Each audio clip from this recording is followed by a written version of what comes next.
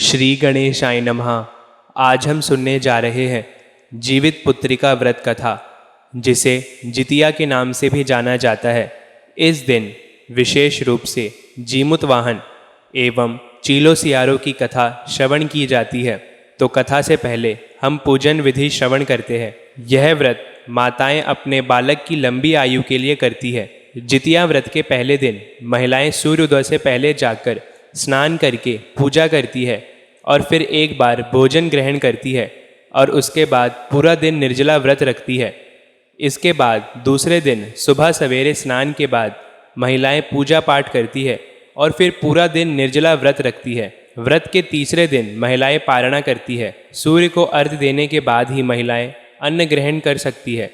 मुख्य रूप से पर्व के तीसरे दिन झोर भात, मरुआ की रोटी और नोनी का साग खाया जाता है। अष्टमी को प्रदोष काल में महिलाएं जीमूत वाहन की पूजा करती है। जीमूत वाहन की कुशा से निर्मित प्रतिमा को धूप, दीप, अक्षत, पुष्प, फल आदि अर्पित करके फिर पूजा की जाती है।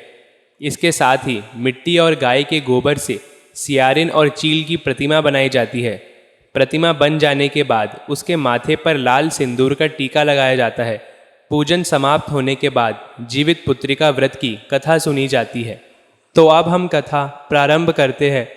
एक बार नैमिषारण्य के निवासी ऋषियों ने संसार के कल्याणार्थ सूत जी से पूछा, हे सूत जी, कराल कलिकाल में लोगों के बालक किस तरह दीर्घायु होंगे, सो कहिए। सूत जी बोले, जब द्वापर का अंत और कलयुग का आरंभ हुआ, उसी समय बहुत सी शोकाकुल स्त्रियों ने आपस में सलाह की कि क्या इस काल में माता के जीवित रहते हुए पुत्र मर जाएंगे। जब वे आपस में कुछ निर्णय ना कर सकी, तब गौतम जी के पास पूछने के लिए गई। जब उनके पास पहुंची तो उस समय गौतम जी आनंद के साथ बैठे थे। उनके सामने जाकर उन्होंने मस्तक झुकाकर प्रणाम किया। तदंतर स्त्रियों ने पूछा, हे प्रभु, इस कलयुग में लोगों के पुत्र किस तरह जीवित रहेंगे, इसके लिए कोई व्रत या तप है तो कृपा करके बताइए। इस तरह उनकी बात सुनकर गौतम जी बोले, आपसे मैं वही बात कहूँगा जो मैंने पहले से सुन रखी है। गौतम जी ने कहा, जब महाभारत युद्ध का अंत हो गया और द्रोणपुत्र अश्वत्थामा के द्वारा अपने बेटे को मरा देखकर सब पांडव बड़े दुखी हुए, तो पुत्र के शोक से व्याकुल होकर द्रौपदी अपनी सखियों के साथ ब्राह्मण श्रेष्ठ धौम्य के पास गई और उसने धौम्य जी से कहा, हे विप्रेंद्र, कौन सा उपाय करने से बच्चे दीर्घ आयु हो सकते हैं, यह आप कृपा करके ठीक ठीक कहिए। धौम्य जी बोले, सतयुग में सत्य वचन बोलने वाला, सत्याचरण करने वाला समदर्शी जीमूत वाहन नामक एक राजा था। एक बार वह अपनी स्त्री के साथ अपने ससुराल गया और वहीं रहने लगा। एक दिन आधी रात के समय पुत्र के शोक से व्याकुल कोई स्त्री रोने लगी, क्योंकि वह अपने पुत्र के दर्शन से निराश हो चुकी थी। उसका पुत्र मर चुका था। वह रोती हुई कहती थी, हाय, मुझ बूढ़ी माता के सामने बेटा मरा जा रहा है। उसका रुदन सुनकर राजा जीमूत वाहन का तो मानो हृदय विदीर्ण हो गया। वह तत्काल उस स्त्री के पास गए और उससे पूछा, तुम्हारा बेटा कैसे मरा है। बूढ़ी ने कहा, गरुण प्रतिदिन आकर गांव के लड़कों को खा जाते हैं। इस पर उस दयालु राजा ने कहा, माता, अब तुम रो मत, आनंद से बैठो, मैं तुम्हारे बच्चे को बचाने का यत्न करता हूँ। ऐसा कहकर राजा उस स्थान पर गए जहाँ गरुण जी प्रतिदिन आया करते। उसी समय गरुण भी उस पर टूट पड़े। जब अतिशय तेजस्वी गरुण ने राजा का बायां अंग खा लिया, तो झटपट राजा ने अपना दाहिना अंग फेर कर गरुण जी के सामने रख दिया। यह देखकर गरुण जी ने कहा, तुम कोई देवता हो? कौन हो तुम? मनुष्य तो नहीं जान पड़ते। अच्छा, अपना जन्म और कुल बताओ। पीड़ा से व्याकुल मन वाले राजा ने कहा,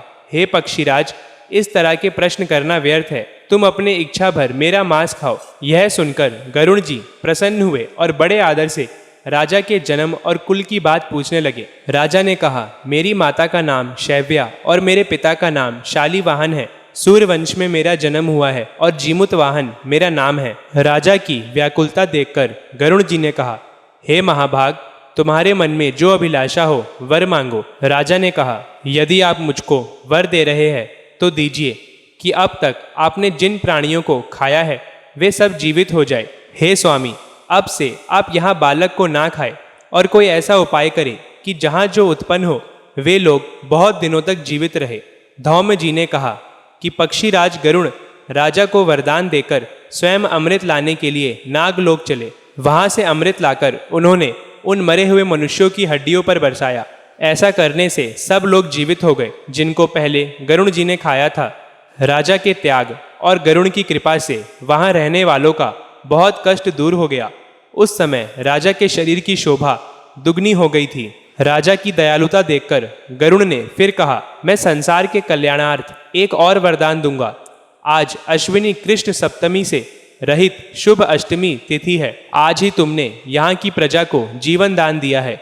हे वत्स, अब से यह दिन ब्रह्म भाव हो गया है। जो मूर्ति भेद से विविध नामों से विख्यात है, वही त्रैलोक से पूजित दुर्गा अमृत प्राप्त करने के अर्थ में जीवित पुत्रिका कहलाई है। सो इस तिथि को जो स्त्रियां जीवित पुत्रिका की और कुश की आकृति बनाकर तुम्हारी पूजा करेगी, तो दिनों दिन उसका सौभाग्य बढ़ेगा और वंश की भी वृद्धि होगी।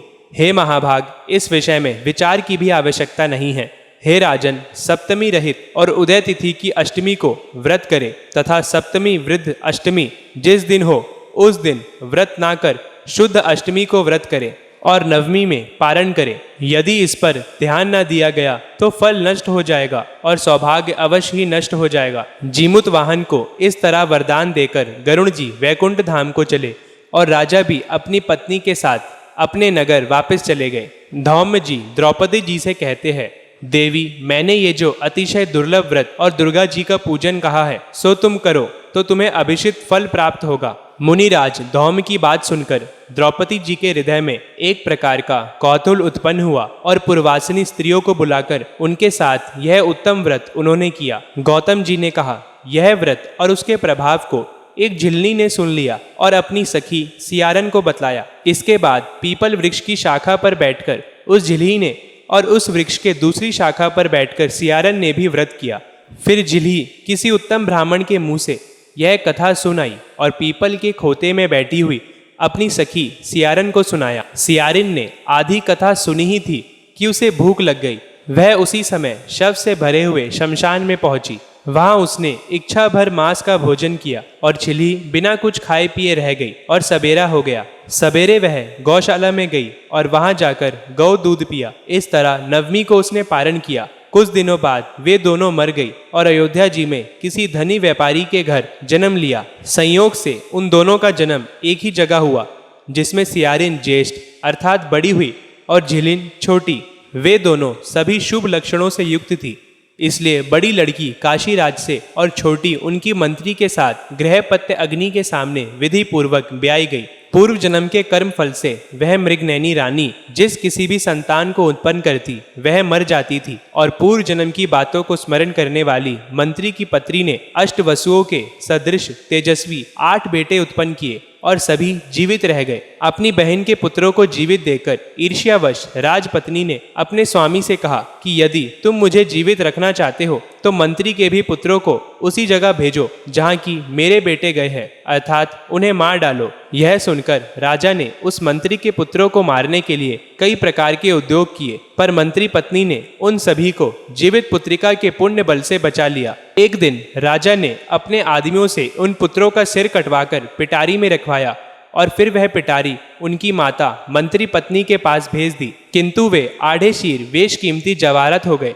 और भले अंगों से 8 लड़के अपनी माता के पास वापस चले गए। उनको जीवित देखकर राजपत्नी को बड़ा विस्मय हुआ। अंत में वह मंत्री की पत्नी के पास आई और उसने पूछा, बहन, तुमने कौन सा ऐसा पुण्य किया है जिससे बार बार मारे जाने पर भी तुम्हारे बेटे नहीं मरते? इस पर मंत्री की पत्नी ने पूर्व जन्म की कथा सुनाई और कहा, हमने और तुमने साथ साथ जीवित पुत्रिका का व्रत किया था। तुमने व्रत के नियमों का भली भांति पालन नहीं किया था और मैंने किया था। इसी कारण हे बहन, तुम्हारे बेटे नहीं जीते हैं। ओ राजरानी, अब भी तुम इस जीवित पुत्रिका व्रत को करो तो तुम्हारे बेटे दीर्घायु होंगे। मैं तुमसे सच सच कह रही हूँ। उसके कथन अनुसार रानी ने व्रत किया, तभी से उसके कई बेटे सुंदर और दीर्घायु होकर बड़े बड़े राजा हुए। सूत जी कहते हैं कि सब प्रकार का आनंद देने वाला मैंने ये व्रत बतलाया।